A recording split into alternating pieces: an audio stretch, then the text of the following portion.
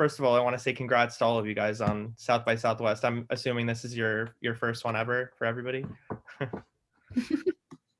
I thought this movie was very charming and unconventional, and I admired it for breaking the mold of the traditional rom-com and coming-of-age story. Can you tell me about how each of you got involved in the project? I wrote it in 2017 in a writer's group, and I wasn't planning on making it. I was just like, oh, I'm just going to write something. But then my friends who then became producers on the film really pushed to make it. So shout out to Matt Stryker and Connor Pickens, who were like, you need to make this film.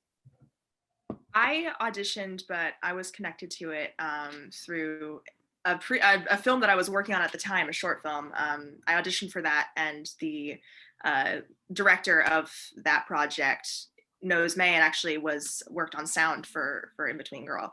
And so he knew Mei was casting a proof of concept video and sent her my audition tape for his film. And so she reached out to me while I was writing an email to her asking if I could audition, because I'd seen the casting call a few days before. So very serendipitous. I remember, I think it was, I applied to audition, but someone like told me about the project in advance, and it was through the same kind of organization that Emma was working with. So it was really funny that both of us had this like connection to get onto this project, and auditioning for it was like, I had no idea what I was getting into. And now I'm like, wow, I had no idea how lucky I was to be in that room at that library. It's all about timing. Yeah, for me, I was kind of always looking for, I'm from San Antonio, not from Austin, where you guys are all from, I believe. And so I just love looking for auditions and just things to work for. So I think it was like Texas Gov something has like film projects posted that like Texas film like people are working on. And I saw an open cast on there. I checked it. I remember in high school, like all the time, I was like, is there a new audition that I fit the role for? And there was one. And I was like, oh my goodness, so exciting. And it's actually funny. During my auditions, I was like my self-tapes, I was camp counseling at a summer camp. I don't know if I ever told you this, May. And one of my summer campers actually like filmed my audition tapes for me. So I honestly did not think they were good. I was like, man, I'm not gonna get a call back, but it's okay. That was fun, like whatever. Because I felt kind of weird, like my summer camper like filming an audition for me. But no, sure enough, and that was so fun because then I like got to callbacks and auditioned there, and it was so much fun. And then I came back and I was still camp counseling at this camp. So everyone's like, how did it go? Because all these kids are so excited about, movies. And then when I got the email that I got the part, they're all like so happy for me. And so actually, I think my campers are like super excited about this film too, because they're kind of in the process of it with me as well. So yeah. Oh, that's so cute. I love that. I was reading that you guys filmed this in only 15 days. That's crazy to me because it definitely doesn't translate over to the film's quality. Was this a tense shoot because it was so short, or was it more like, I guess, freeing because you had so little time to get it together? I mean, I have to give so much credit to Ivy Chu. She is our director of photography. She is so smart, and she is very good at like, I think at the top of the day or the end of each day, I would show her my shot list. And she was like, how can we simplify this without, getting in the way of the narrative? So we would basically kind of go over like, this is, the approximate blocking, and how can we cover this in a way, that gets everyone in the scene, but lowers the amount of shots. So that would be really helpful, because I would go into a scene and I would have to have like 8 shots, and Ivy would be like, no, we got to get this down to 3, because it's just like, you kind of had to go. And, a lot of credit to the cast, because I basically in my head had a 3-take rule where it was like, we're not going over 3 takes because we just don't have the time. But luckily enough, like most scenes, we only needed 3 takes because they nailed it. So yeah, like Ivy and her G&E team, and her camera team, they just really were super hardworking, and made us get through. Wow, yeah, 3 takes, that's impressive. This one's for Will. Liam is kind of in a love triangle with both Sheryl and Angie. Do you think that your character Liam is ever truly in love with Angie, or do you think he's just a footnote in her life? definitely a footnote. And also, you know, I think he likes her on some levels, but like he doesn't care about her enough to do her justice in any kind of way. So he rationalizes what he's doing and says that he likes her and says that and maybe he even convinces himself that he like loves her, but that's not love. That's like something else, you know. I have no idea what that is, but yeah. This one's for May. I love the way that the sex scene in this film wasn't like exploitative, and how it went to a black screen. We only hear like the characters talking and their reactions. It was almost like you wanted to give them privacy from the viewer's eye. Was this always a goal to subvert the typical on-screen depictions of sex? And I really like the fantasy doodles too. That was really cool. Yeah. So the first script had full out sex scenes in them, but you know, when we were shooting, it was like Emma was a minor, so like, you know, legally we couldn't do that, so we had to kind of think of a creative way. And originally, you know, when I rewrote it, it was like we're going to different, you know, points in the room. It was kind of more comical, like the stuffed animals are watching them, you know. But then when we got in the editing room, our brilliant editor Connor Pickens was like, it should just be black. And I would like argue with them. I was like, oh, like, you know, maybe we should have an animation here. And I tried a lot of different ideas. I tried, you know, writing all the text out. I tried coming up with like an animation that kind of like symbolized what was going on. But then like I tried all those things and it just like didn't hit. It didn't feel right. And I think, you know, that goes to what you said, is it is an incredibly intimate moment. And I think just letting the viewer's imagination kind of take hold was a great call. And I think, you know, both the composer Andrew Zhang and Connor Pickens, our editor, really love the idea of having that kind of drum build go along with the black. And, you know, credit to them, it ended up being the right choice for sure.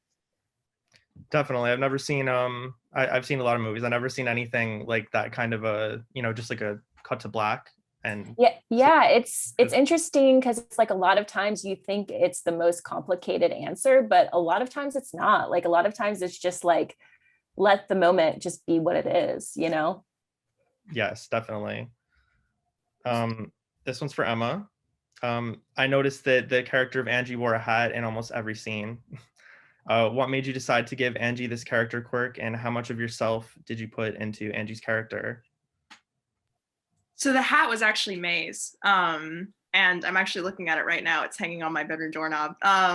But so the hat was not my creation. That was entirely Mei. But I definitely formed, I think, a strong bond with it. It's like one of her.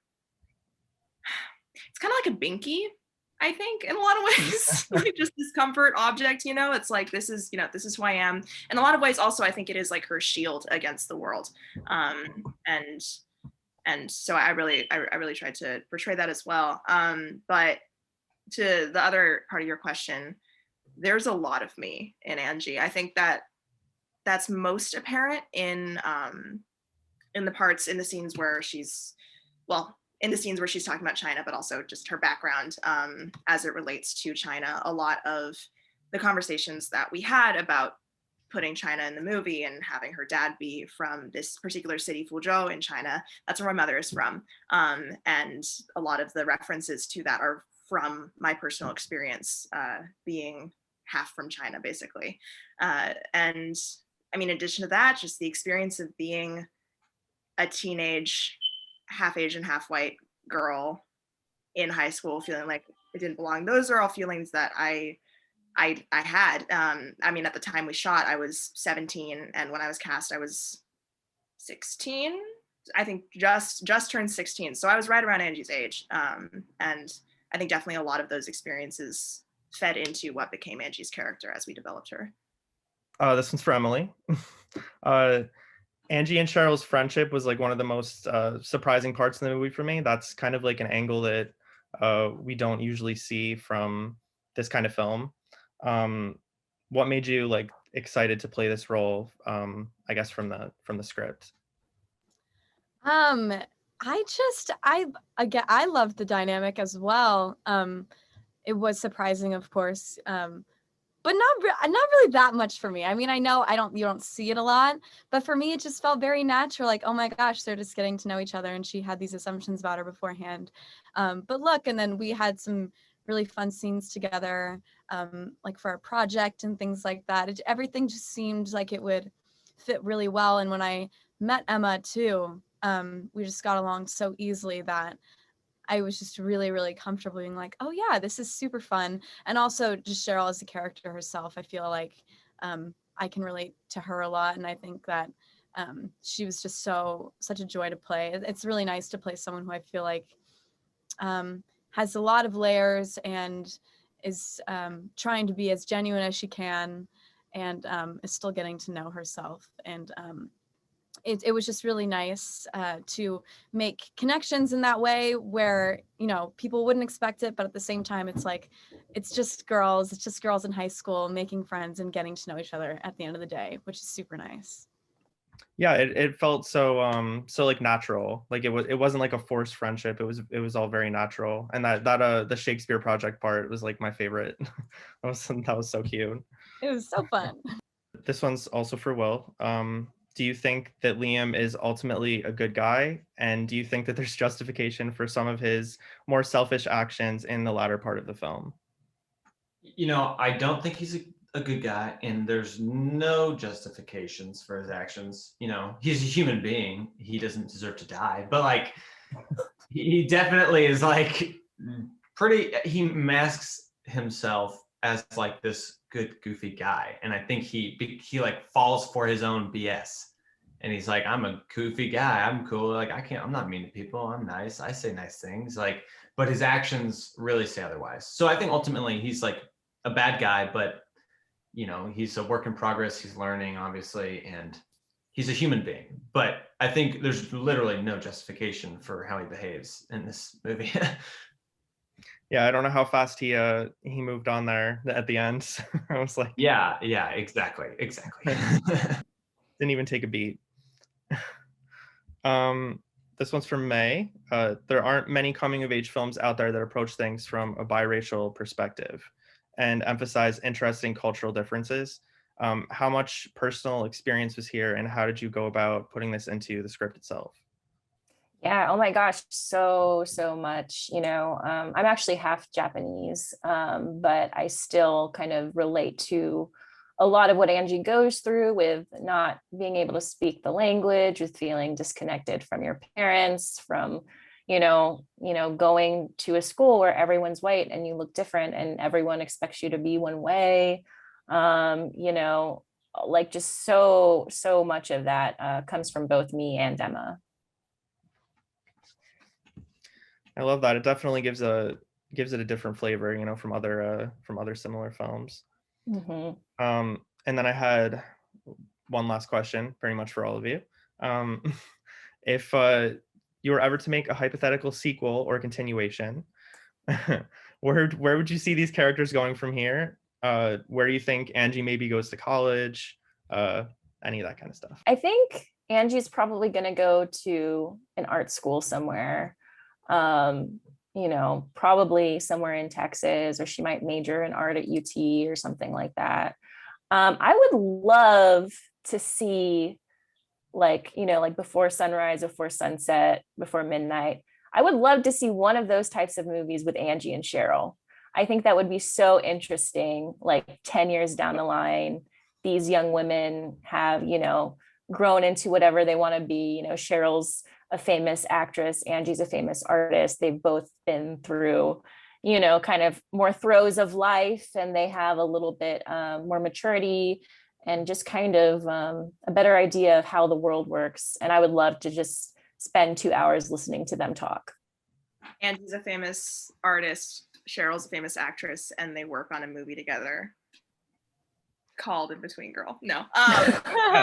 Meta.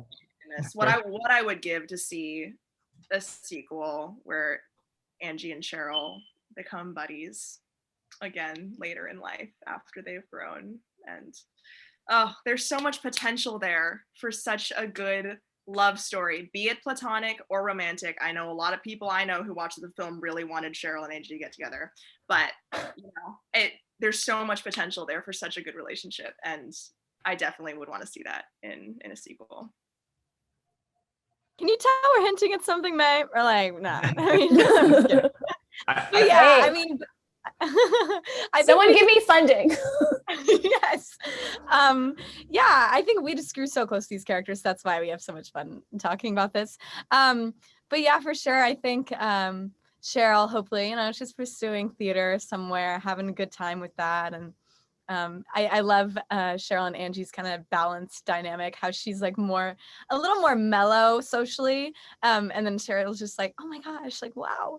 And then what about you, William? Where do you think Liam is? I'm curious. I think Liam has to like have an ego death. Like he needs to go into like some tropical jungle and eat a mushroom and just become a different human being. Transformative Journey spinoff.